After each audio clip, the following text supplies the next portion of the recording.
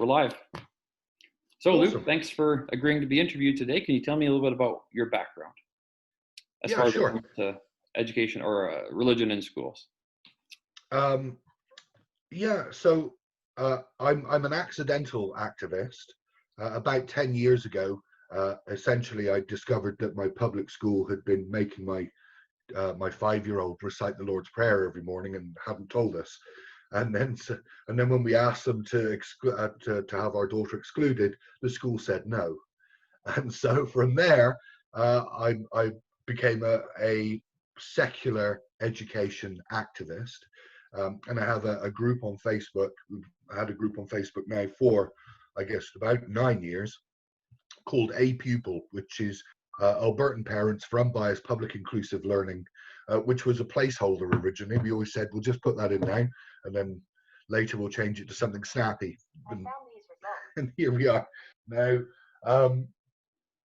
So APUPIL is not so much an advocacy group as a conversation point where people of all perspectives, pro-religion or secular or atheist or whatever, just discuss the pros and cons and the best way of managing education, which leads us to making sure that we're all using the same words with the same meanings, because I think there's often a lot of misunderstanding. So atheism. There is strong atheism and there is weak atheism. Atheism does not mean the same thing to everybody all the time. So let me give you an example. Atheism, the word, is a root from Greek, which just means theism, God, without, so without God. But weak atheism is me simply being unconvinced by the weight of evidence to believe in any gods. So I'm not making a claim, I'm just saying I am unconvinced by the evidence. Strong atheism would be making definitive claims. So I am claiming that Yahweh does not exist, that Thor does not exist, that Vishnu does not exist. So that's atheism. And I should also mention that agnostic often gets misused as well. Of course, words become whatever we use them to mean, and so agnostic tends to get used as just someone that isn't sure or doesn't know, but it's not actually correct, because agnostic is the term of how much we believe in a claim. So an agnostic atheist is someone that doesn't believe that there are any gods, but doesn't believe that very strongly. Whereas if you were a Gnostic atheist, you would be a strong atheist. But in the same way that you can have a Gnostic or an agnostic Christian, it actually refers to the strength of the claim. So atheism is simply a belief that there are no gods in some form or other, and it doesn't make you a pro-religion or anti-religion or anything else, just no gods. So an anti-theist might be someone who is against religion, not the practitioners themselves, but the religion or the structure of the concepts. Secularism is often confused with atheism, but is fundamentally different. And secularism is essentially the position that there are parts of the public space that should just be absent of religion. Not because religion is good, not because it is bad, not because it is true, not because it is false, but just because, and church and state is a really great example of this, there are just places where the machinery of the state should have no opinion on this. And the Supreme Court of Canada actually made this really clear in its ruling in Saguenay, Quebec, when it ruled on city prayer. The fact that municipalities should not be starting the meetings with a prayer to gods, because, and I really like this wording because I think it does make it clear, the Supreme Court said that the state should be neutral and that it should abstain from matters of religion, and so people often think that secular means anti-religion, when really it's more about separation of church and state. And I know lots and lots of Christians that are actually secularists because they recognize that their freedom of religion actually comes from having a secular government. Hope that helps. No, that's good. It's important to define those definitions. Mm-hmm. So to what extent should religion be taught in public schools? And by that, I don't mean Catholic versus private. We're just talking about the public school system. To what extent should students have the ability to learn or be taught about various religions? I think that a course of study in world religions is absolutely critical in schools, and that every student should learn at least the basics of world religions, because it's what the world, it doesn't matter how I feel about religion, the world is full of it and it plays a very important role. And the more we know about it and understand it, the better. And the more kids know about each other's faiths and faith traditions, the better. So I am all for learning about religion and the faith traditions of the world. Excuse me. Now, there is a significant difference between learning about religion and indoctrinating children into religion, or the actual practice of religion in terms of the worshipping of deities and things like that. So let's have a quick look. So I've got a couple of notes here. So in Alberta, of course, we have a slight anomaly, which is the Catholic school system. So I would say, for example, that this goes back to the separation of church and state, that the state of Alberta should have no business in favouring one religion over and above, and the exclusion of all others. So I would say we shouldn't have specific systems for specific religions. And then I would say that, let's have a look here. So there's a distinction between school-led prayer and creating a private space for prayer. So, one of the issues that we've had here in Alberta is the fact that the Lord's Prayer gets special protection in our old legislation, so that schools can choose to open with the recitation of it, but only the Lord's Prayer. Now, it seems quite reasonable to me. And by the way, one of the things I love about Canada, if you're picking up on an accent, one of the things I truly love about Canada is this concept of reasonable accommodation. And it's absolutely wonderful. We all have rights, and we all want our rights, and we all have freedoms, we want our freedoms. But these things bump up against each other. And I really do like the way that Canada has this concept of reasonable accommodation for these rights and freedoms. And so when you look at this and you look at a public school and you say, well, I don't believe that it's a public school, it shouldn't be leading prayer, because you start getting into all kinds of difficulties about favoritism and privilege. But it's quite reasonable to provide a space so that students that want to go and pray are able to do so. And, one of the things that concerns me, one of the reasons I'm a public ed advocate, is because I like all kids in the same school system together. Studies from the UK show that when you have kids of different religions and they're in separate religion schools, they have less empathy and forgiveness and understanding for people from other religions. We're all better off when people are rich, poor, black, white, Muslims, atheists, and Catholics together.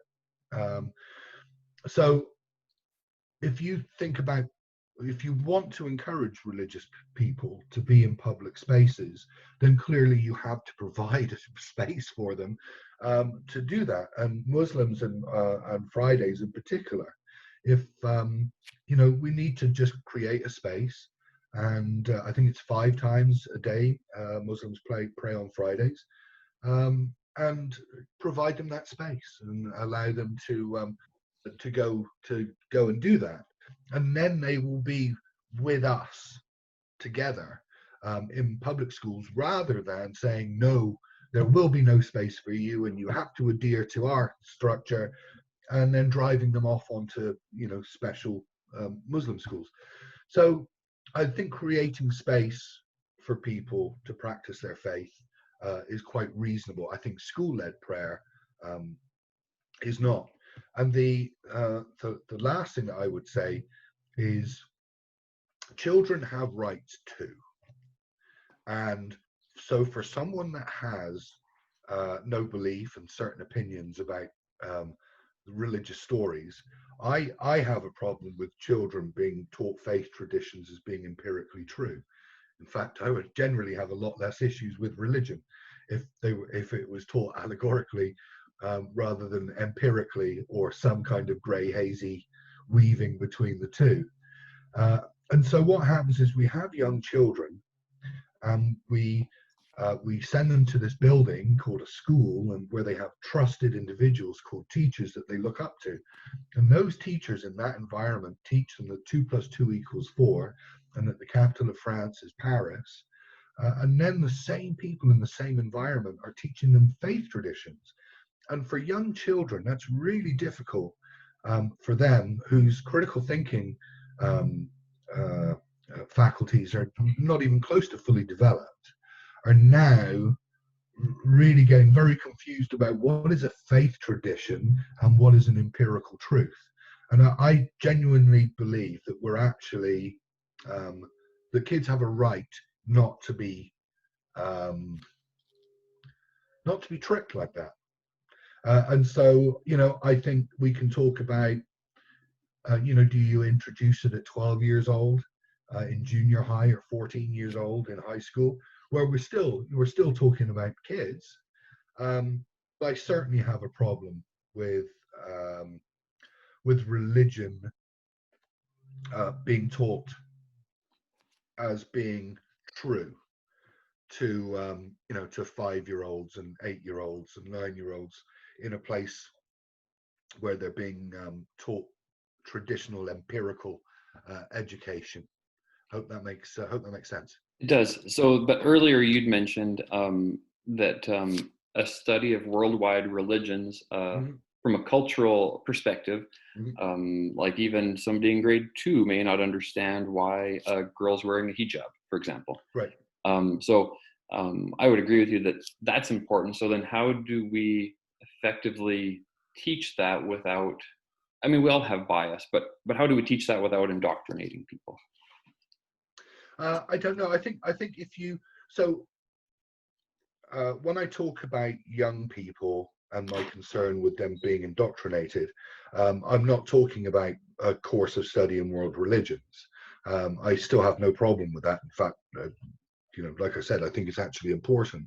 And I think, you know, in some ways, I think the most wonderful thing would be if children actually grew up believing a little bit of all the faith traditions.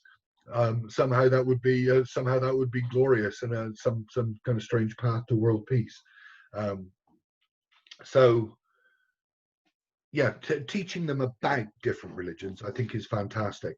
But we have a lot of schools, like the Logos programs, for example, or actual Christian public schools or Catholic schools that are teaching kids that the Christian faith tradition is literally true, and I don't think that's okay. Okay. So then we teach kids allegorically, was the term you used before, Mhm. um, rather than empirically, to say, here's what different people believe, here's why they believe it. Now, you're welcome to research more on your own, but we're not going to tell you what's right or wrong or why. Right, absolutely. And Yeah, if someone wants their child to be taught that it is literally true, then there's a school that you can go to on Sundays for that. that's right. Yeah. Yeah. And I would actually agree with you. Mhm. I was, Whoa. it's no, I think I think that's the right approach. And actually Dr. West had a very similar, Mhm. very similar view. I think most people have a reasonable viewpoint like that. Right. So then let me ask you kind of it's not really a curveball. Yeah. And I asked Dr. West a similar question, because you talked about religious accommodation as far as giving Muslims a place to pray on Fridays. Mhm. What about Muslims or Christians or Catholics when it comes to sexual education or creationism? How would you balance that?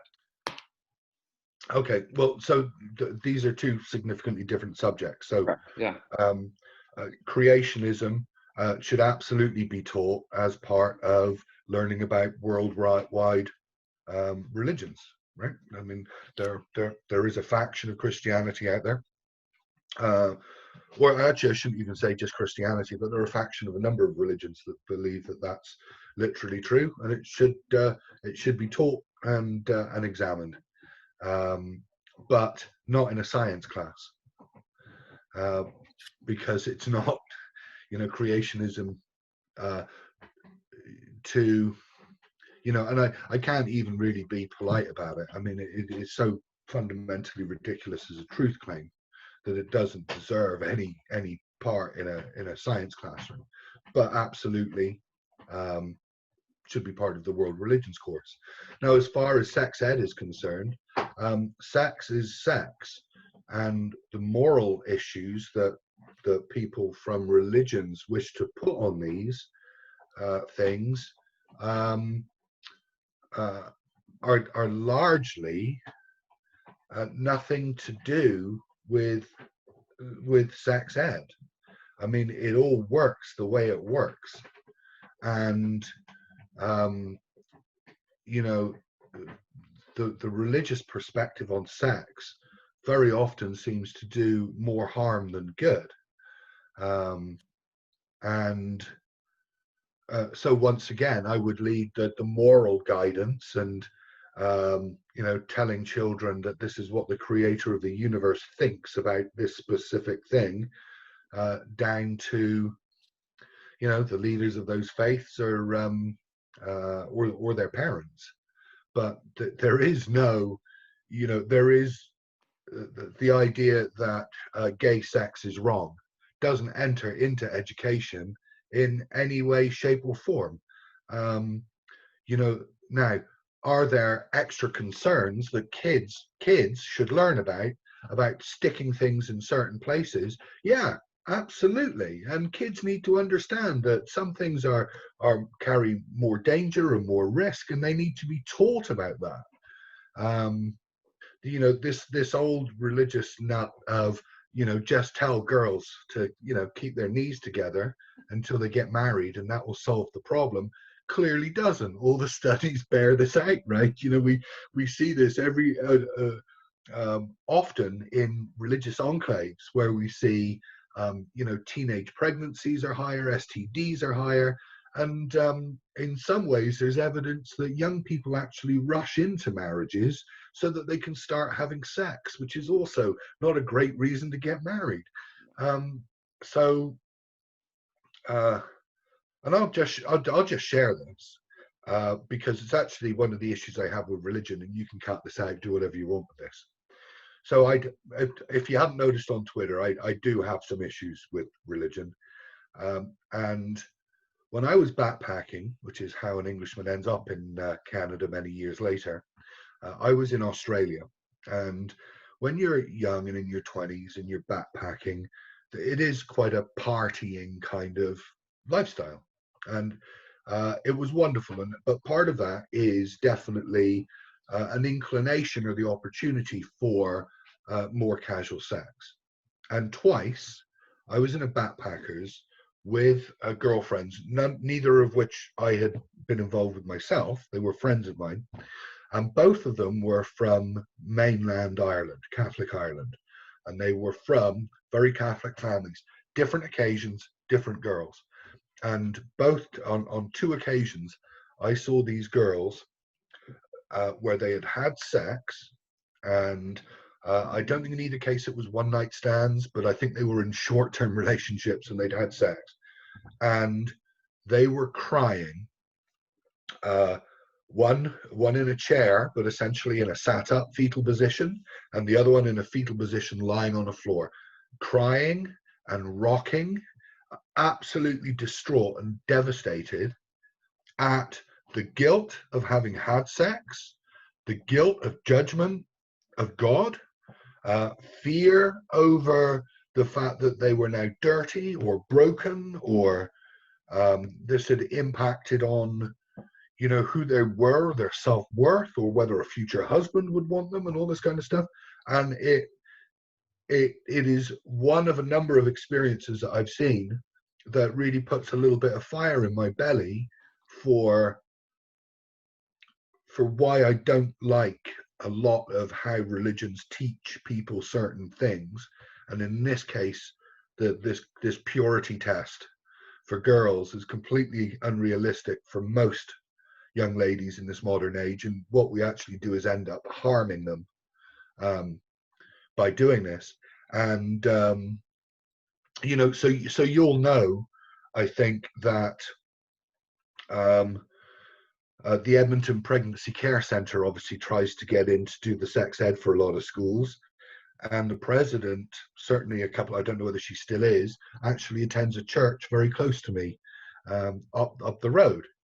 And, I have audio of her sermon where she boasts about going into schools and the fact that they teach purity culture, and they're trying to push purity culture into public schools. And this is why you get groups and people like me going, no, you need to stay out of, you don't teach that in public schools. It's none of your business. That's not your remit. It's not what public schools are about. It's so there you go. There's a long answer about sex education, but sex education. So I have two daughters, 14 and 16. So we've been talking about this, and we have an open house when it comes to conversations like this. And the thing with young ladies is the dangers of sex are, sure, they're herpes, they're syphilis, they're gonorrhea, they're being in dangerous situations, they're unwanted pregnancies, they're all these things. But I think anybody that's grown from those years knows that absolutely the most devastating, and especially for girls, is the emotional aspect of how they're treated by boys and men, and how they're left to feel about themselves. And it's the emotional dangers of this. And one of the concerns I have with religion is often religion teaches how it would like the world to be, not how the world actually is. And I think we do our young people a disservice when we don't give them the real goods and the real dangers about what it looks like, and actually teach them to the reality of the world that they live in, rather than some utopia idea that a faith group or their parents might wish that they lived in. Yeah, no, that's fair. So then, like, my understanding is, and I haven't been in school for a while, but when a teacher's going to teach it sex ed, then I think they send a letter home to the parents. I don't know if they still do. Do you think that students should be allowed to get exemptions from sex ed then? No, I don't think so. Should they be allowed to get exemptions from geography? Yeah. No. Right. Yeah. No. Yeah. No. So again, this goes back to children have rights. And parents, fortunately or unfortunately, have the right to teach their kids whatever stuff they want. But kids have a right to be taught the best accumulated knowledge that we have about the nature of reality. And I'm not into I don't want to start getting into whether we should teach kids that there is no God, right? Or that kind of stuff. But I mean, there's an awful lot out there that is very demonstrably real that the kids have to deal with. Let's teach them. Let's teach them about the real world. Yeah. So then we teach, and so it goes back to like your comment about creationism, where we teach the science in the classroom, and then you would teach the other stuff in world religions, or in this case, you would teach the science in the classroom. Here's the anatomy and the risks and so forth, and then the morals can be taught at home. Yeah, no, absolutely. And by the way, I should say I got no problem with little Johnny sticking his hand up in science class and saying, how do we know that the world is or isn't 6,000 or 4.3 billion years or whatever it is. If you want to have that conversation, okay, have it. But don't be surprised if someone's parents who are creationists, then come back peed off with the school for just completely debunking everything they've been telling little Johnny for the last 10 years. That's right. And all teachers come with bias, and it's Of I think course. we need to recognize it.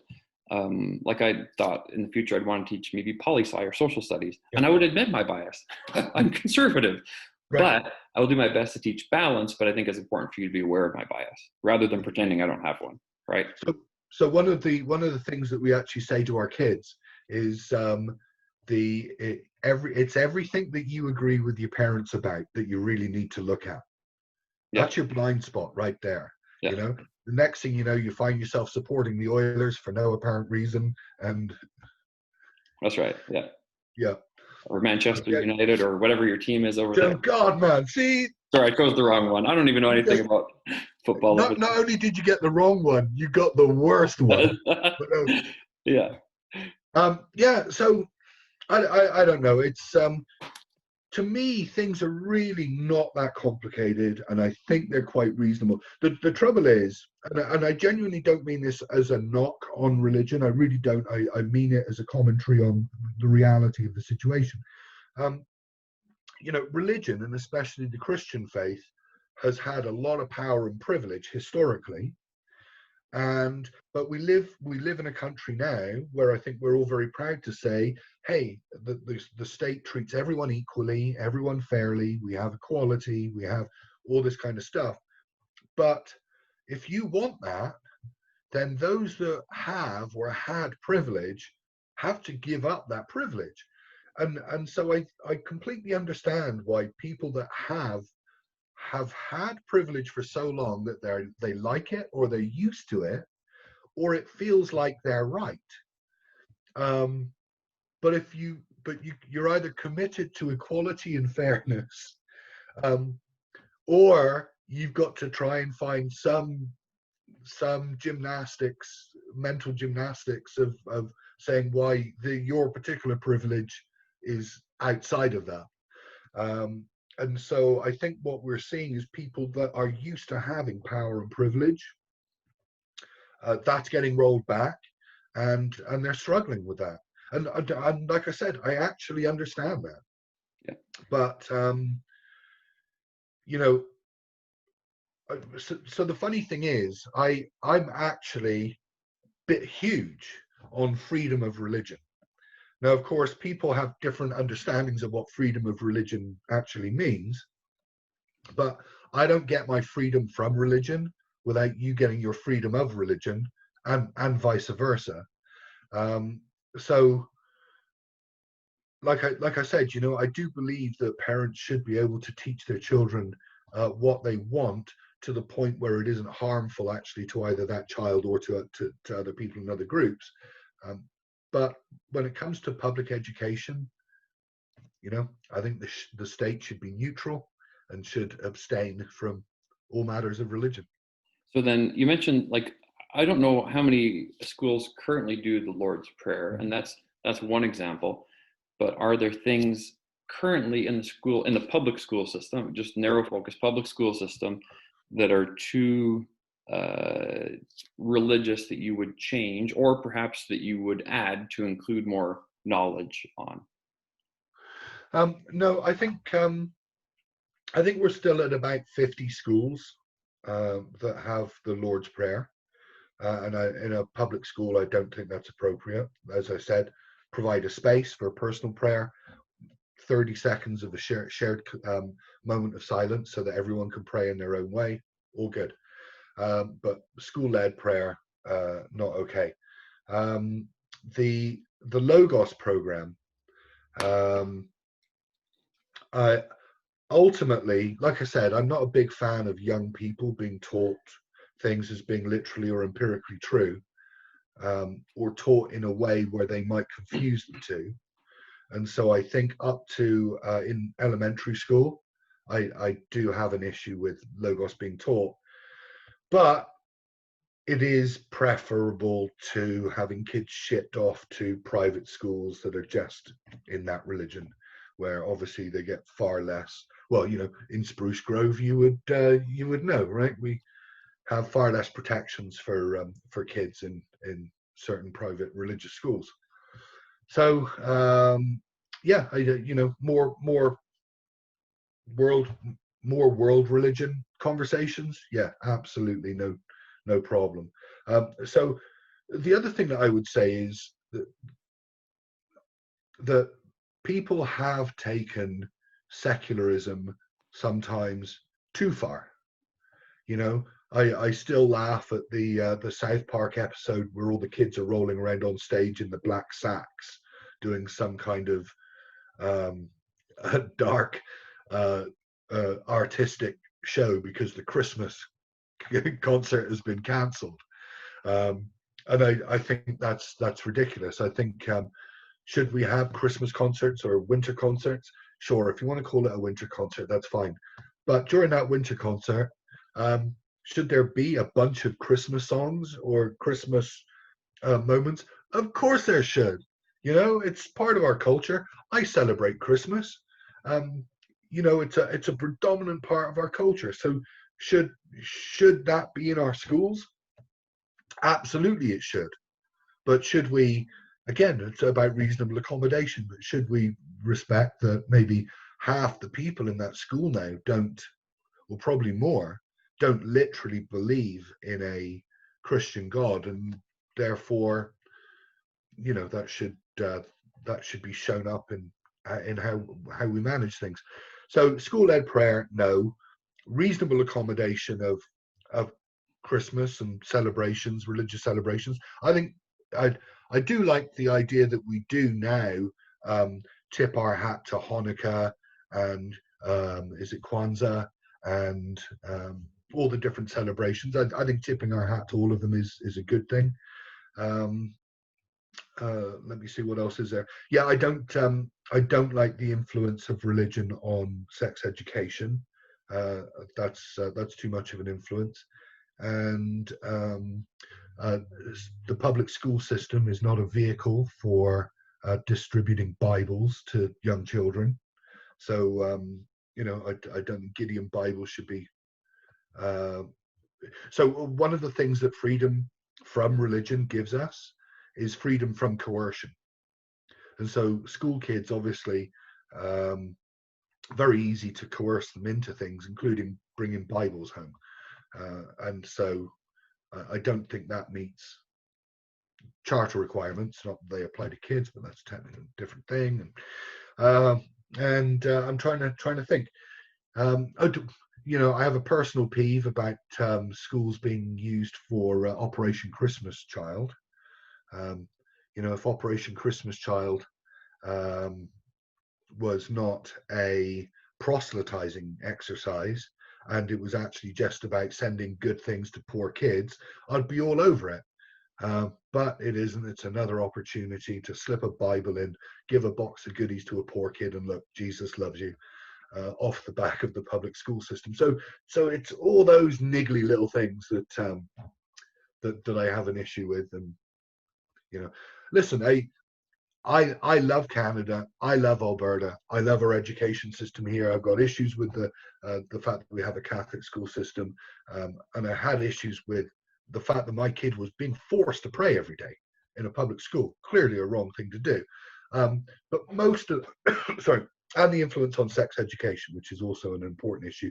Pregnancy Care Centre is basically an organisation that's designed to kind of run foul on young people that are pregnant until they lose their window to have an abortion. So they shouldn't be anywhere near public schools either. But outside of those issues, we actually have a really great education system here, and a lot of the stuff is just little things that we just need to deal with one at a time. Yeah, no, that's awesome. Yeah, that's great. That's is there anything else you want to add before I stop recording? I think you added a lot of good stuff though. Yeah, well, have fun editing it, and the best